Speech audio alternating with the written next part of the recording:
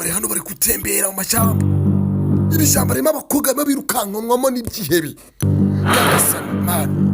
Turabona abasirikare bagenda we. Ariko muri abasirikare umuntu ukuntu basa ibyatsi. Ibyatsi abakobwa bacu ngaba abanyagikongoro abanyagikwesheni. Bagenda ukuntu bari gukandura Nyagasani. Bari gukandura nk'amafina. Ukuntu bana bari kureba n'amajigo n'amajimbiri. Dore cyebe kibari inyuma ariko nacyo kuntu kimeze. Dore imbudu ukuntu cyifashe mu kaboko batuje gato n'uguta kibarasa. We magare ku mabizuru. Kuko byabakaranye Nyagasani Mana. Twiruka dusonge mbere we. Abasirikare bacu nabo bari hano bari mu mashyamba. Iri shyamba hari ikintu iri kumvamo. Hari ikintu iri kumvamo ratowe. Kare ubundi subye ibintu bishyiramo ubundi we hari ikintu iri kumvamo hano.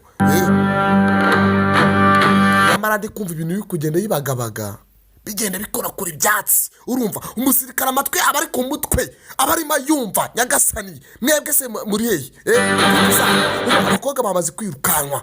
Bamaze kugerwaho igihe byabafashe.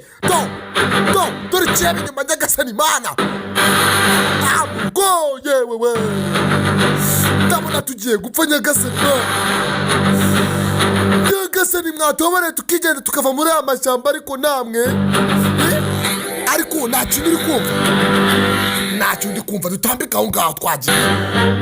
Nkurikira ntwereke. Nkurikira abasirikare bamaze kumenya ibirimo baratambika. Bajya baratambika mu mashyamba. Ntabwo babagira.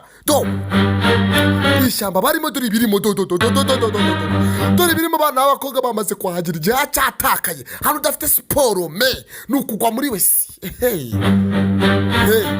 Nyagasani Mana dore ibere ukuntu uri kwiterera. Ndabizi barimo baramira.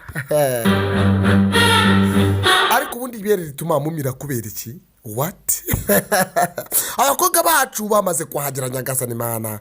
Igihebe byabafashe. Byabirukankanye nta mbabazi bifite zo kubarekura. Abasirikare nabo bari mu mashyamba barimo baratibika. Dukomeza agafilimi kacu. Ese bano bakobwa baraza gutabarwa cyangwa bari abasirikare bazabageraho bapfuye? Reka dukomeza agafilimi kacu. Ndabona agafilimi kacu dore tugeze ahantu abakobwa batangiye kurira mu mazu kandi Nyagasani. Imbere hari ikizu gishashagaranye. Abakobwa bahita batambukayo kandi bari kumwe n'undi mukobwa wa gatatu nimba ari umuzimu. Twabonye babiri. Uwa gatatu ni iki? Why? Ni Ghosta. Reka dukomeza agafilime kacu. Ndabona agafilime kacu aranga gashoreje Nyagasani Mana. Ni season ya mbere. Ni season ya mbere kuri episode ya kabiri. Bye bye ciao. Tuzongera na hejo.